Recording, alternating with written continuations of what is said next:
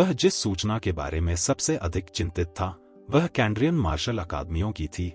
पता चला कि देश में 16 अकादमियां थीं। उनमें से एक मंटिया में स्थित थी। रूई का इरादा मंटियान शाखा को लक्ष्य बनाना था। पिछले 6 वर्षों में उन्होंने प्रवेश परीक्षा की अधिक गहन जांच करने का प्रयास किया था। हालांकि मार्शल अकादमी अपनी प्रवेश परीक्षाओं के बारे में काफी गुप्त थी। संघ नहीं चाहता था कि प्रत्येक आवेदक लक्षित समाधान तैयार करने में सक्षम हो, जिससे उनकी प्रतिभा और ड्राइव का मूल्यांकन करने का काम और अधिक कठिन हो जाए। वे हर साल परीक्षा को लगभग पूरी तरह से बदलने की हद तक चले गए ताकि हर साल अड़ियल असफल आवेदकों से लीक हुई जानकारी के प्रभाव को कम किया जा सके।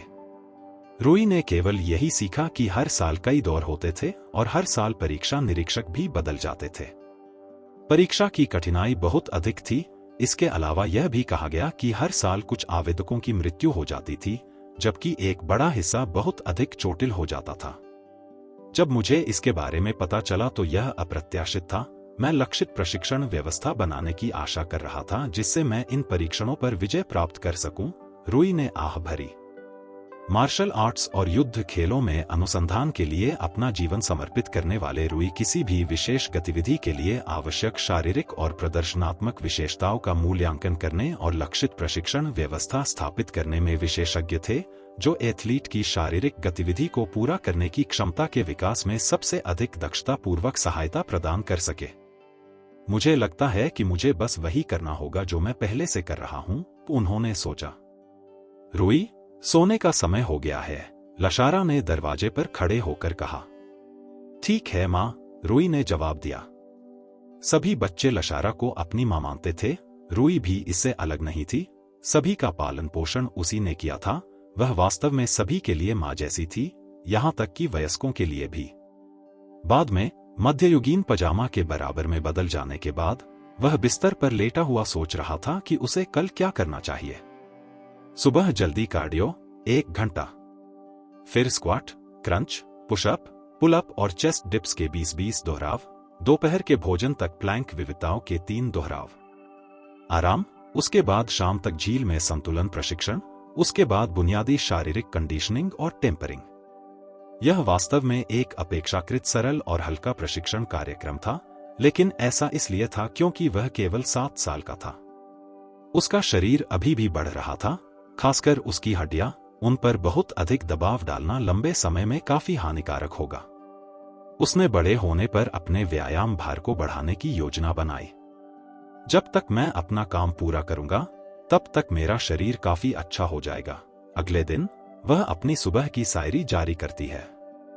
वह आमतौर पर अनाथालय से शहर की ओर दौड़ना शुरू करती थी और भीड़-भाड़ वाली जगह से वापस लौटती थी, लेकिन आज वह थोड़ी देर से आई थी, इसलिए वह दिन की सबसे जल्दी दौड़ में आगे बढ़ रही थी। उसके एक हाथ में दूध का एक थैला था जिसे मायरा ने उसे बाजार में बेचने के लिए कहा था।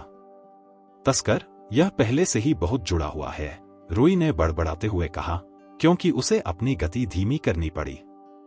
वह वास्तव में अपने से डूबने वाले लोगों की भीड़ से भागकर नहीं जा सका।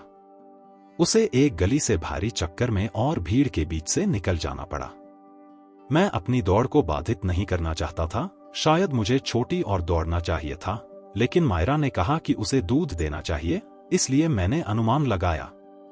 अचानक ऐसा लगा कि 2 हाथ उसे पकड़कर ले जा रहे हैं, एक उसे चिल्लाने से रोकने के लिए और दूसरा उसे उठाकर ले जाने के लिए। हे, काले बाल और काली रेखा, यह दुर्लभ है, यह बहुत अधिक कीमत पर बिकता है। वह एक मोटी आवाज वाला साबुन है। ओह, उसके पास कुछ खुले पैसे भी हैं। अच्छा उपहार, उसने रूई की जेब में हाथ डालते हुए कहा। बारात में जाओ। असल में मुझे धोखा दिया जा रहा है, डर गया।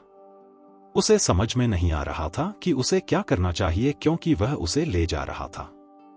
मुझे भागना है, लेकिन उसकी पकड़ बहुत मजबूत है। रूई ने दिमाग घुमाना शुरू कर दिया। बल प्रयोग का प्रश्न ही नहीं, उसे उस व्यक्ति की पकड़ का काम करना था, अन्यथा उसके पास का कोई मौका नहीं होता। सोचो, मैं धमाके का अवसर कैसे बनाऊं? उसे विश्वास नहीं था। उस आदमी का मोटा हाथ उसके मुंह और नाक पर गंदा बांधा हुआ था ताकि वह शोर न मचा सके। लेकिन इससे पहले उन्हें एक विचार आया। उन्होंने अपने शरीर को फिर से शुरू करने का निर्णय लिया, ऐसा प्रदर्शन किया जैसे उनका दम घुट गया हो।